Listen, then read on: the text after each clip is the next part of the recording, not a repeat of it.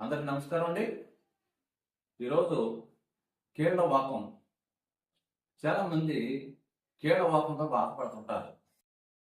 ఈ orthopaedic doctors వెనకాల అంటే వాళ్ళ దగ్గరికి పోయి మందులు వాడతారు, వేసుకోవడానికి చెప్పే నొప్పులు తగ్గితే అవి మామూలు.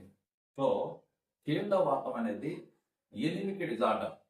ఇది 90 మంది లేడీస్లో వస్తే 10 మందే మగవాళ్ళు ఉంటారు. కాబట్టి కీళ్లవాతం అనే దానికి మెడిసిన్ ఇది అని లేదు. కీళ్లవాతం వస్తే మీ లైఫ్ అంత ఇలాగే బాధపడాలని వాడే చెప్తారు డాక్టర్స్ అందరూ. ఆయుర్వేదంలో కీళ్లవాతానికి చక్కని మందులు ఉన్నాయి. మన బాడీలో వాతము, పైచము, కఫం అనే 3 తత్వాలు దూషించబడి ఈ కీళ్లవాతం జనిస్తుంది.